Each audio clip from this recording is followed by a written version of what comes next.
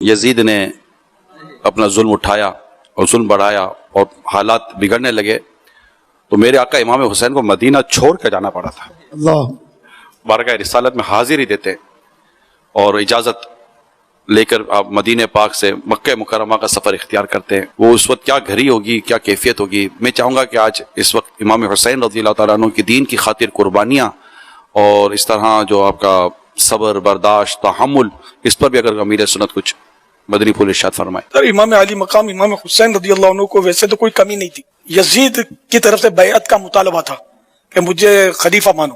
اب وہ یزید پلید کے کارنامے جو تھے نا, سیاہ کارنامے, وہ سامنے آ چکے تھے اور نا اہل تھا یہ.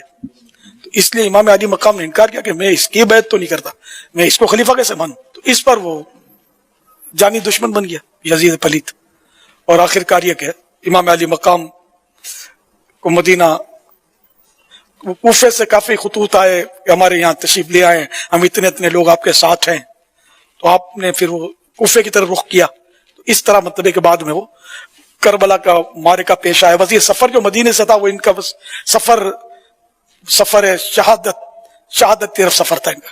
امام علی مقام امام حسین اور تمام رفقا جو تھے, انہوں نے اللہ کے دین کی خاطر راحت دنیا کو ٹھوکر مار دی اور اللہ کی بارگاہ میں سر جھکا دیا اور جام شہادت نوش کر گئے. امام حسین رضی اللہ تعالیٰ عنہ کہ ان کی ولادت کے ساتھ ان کی شہادت کی خبر مشہور ہو گئی.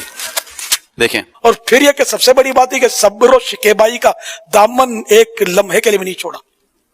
صابر شاکر رہ کر آپ نے حالات کا مقابلہ کیا. نہ صرف اپنی جان بلکہ سارا خاندان اسلام کے نام پر قربان کر دیا. بظاہر یزید جیتا لیکن حقیقت یہ کہ یزید ہار گیا. آج یزید کے ساتھ لفظ پلید بولا جاتا ہے اور امام حسین کے لیے نیازیں پکتی ہیں, دیگیں چڑھتی ہیں, شربتیں تقسیم ہوتی ہیں, سبیلیں لگتی ہیں اور کتنا ان کا چرچا ہوتا ہے اور لوگ کتنے فضائل ان کے بیان کرتے ہیں. یزید کے فضائل بیان کرنے والا کوئی نہیں ہے. بعض لوگ ہیں جو یزید کی تائید کرتے ہیں لیکن جب لوگوں کو پتا چلتا ہے لوگ ان کو تو کرتے ہیں, کوئی ان کو تسلیم نہیں کرتا. تو یزید ایسا پلید ہے کہ جو اس کی تعریف کرے وہ بھی پھنس جاتا ہے, آزمائش میں آ جاتا ہے, لوگوں کی نفرتوں کا شکار ہو جاتا ہے. تو یزید تعریف کے لائق ہے بھی نہیں نا, پلید ہے یہ. تو وہ ہے نا کہ وہ کل شیء یرجع الی اصلہ, ہر چیز اپنی اصل کو پہنچتی ہے. جس کا مائنڈ یزیدی ٹائپ کا ہوگا تو وہ یزید کی طرف جائے گا, اور جس کا مائنڈ صحابہ اہل بیت کی محبت والا ہوگا تو امام حسین کی طرف جھکے گا. الحمدللہ ہم حسینی ہیں ان مانو کر.